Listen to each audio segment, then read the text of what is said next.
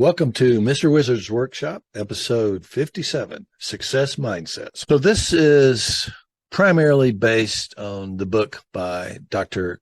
Carol Dweck, Mindset, The New Psychology of Success. I've referenced this book before. I think I did a workshop quite a while back where I started getting into some of the details, but several things have come up recently in some of the other workshops and even some of my working sessions with some of my coaching clients. So I thought this would be a good time to revisit and maybe even dive a little bit deeper than I did the last time around. So mindset in general, the definition is a person's mental framework or perspective through which they view the world. It's their lens on the world. It encompasses a person's fundamental beliefs about themselves, about others, and how things work. And mindset can be have both conscious and unconscious elements. Ideally, you're conscious of all your mindset, but the reality is there's always going to be a few things that are unconscious, things that you've picked up or got programmed with going back to when you were sometimes very young. But whether it's conscious or unconscious, mindset plays a critical role in shaping an individual's response to challenges, their ability to learn and grow, and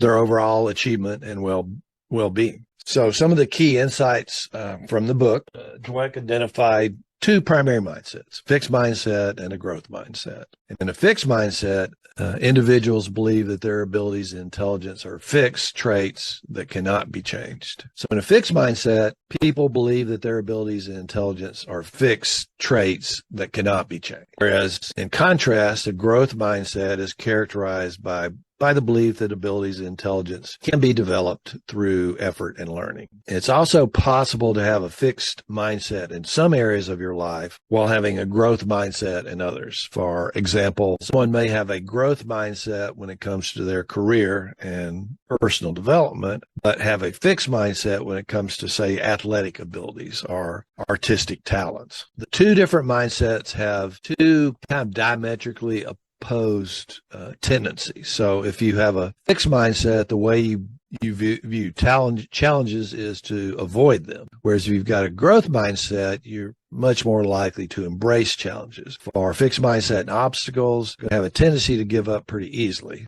Whereas with growth mindset, you're going to usually have a tendency to persist in the face of setbacks. For a fixed mindset, you view effort as fruitless or worse, because if you're smart and you have abilities in a particular area, then it really shouldn't take much effort. And if you don't have abilities in the area, then you're wasting your time expending effort. Whereas for a growth mindset, you see effort as the path to mastery. So for a fixed mindset, criticism, you basically choose to ignore useful negative feedback, because with a fixed mindset, if you're getting negative feedback, that means you're failing somehow, and so you don't have what it takes, and you'll never have what it takes in that particular arena. Growth mindset leans pretty heavily towards learning from criticism. And last, fixed mindset views the success of others as threatening, whereas growth mindset can find lessons and inspiration in the success of others. So as a result, growth mindset folks reach ever higher levels of achievement, and all of this gives them a greater sense of free will. Whereas fixed mindset, they may actually plateau pretty early in life and achieve potentially less than their full potential. And all this confirms a deterministic view of the world for them. So which is better? Having a growth mindset is generally considered more beneficial than having a fixed mindset. I'll just recap why that is briefly. So you're going to have better adaptability and resilience. 2, improve learning and development. 3, increased ability to face and embrace challenges. 4, an ability to bounce back much better in the face of failure. And 5, greater achievement and success. Many studies have shown that individuals with a growth mindset tend to achieve more and reach higher levels of success compared to those with a fixed mindset. And finally, fixed mindset is based on just incorrect assumptions. Truth is always better than falsehood. All right, so assuming you buy into the idea that a growth mindset is better, how do you cultivate a growth mindset? So the book lists and describes 10 steps to doing just that. Step number one is understand the power of mindset. That's what I've been focusing on in this whole workshop, is setting the stage for you to really be able to understand and embrace how important it is and what the difference is between a fixed mindset and a growth mindset. So that step one is educate yourself about the differences between these two mindsets and really buy into the importance of this understanding. That is, recognize that your beliefs about intelligence, abilities, and talents can very significantly impact your behavior, your learning, and your overall success. So the remaining 9 steps, I'm going to do a deep dive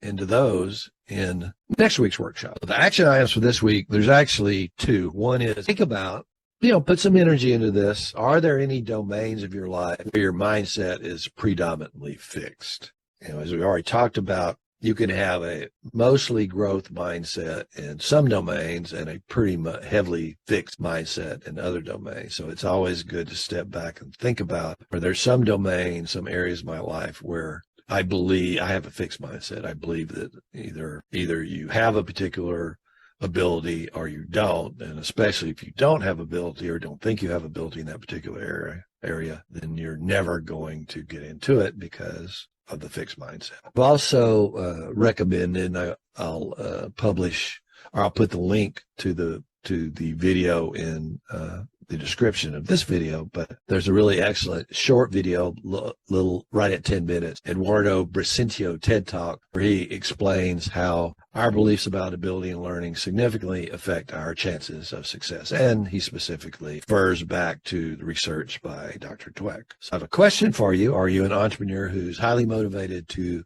improve your productivity, but you still struggle with procrastination? Do you regularly find yourself neglecting your highest priority tasks? So if so, schedule a free 30-minute quick start to time blocking working session with me. And I'll show you how to beat procrastination and get your shit done.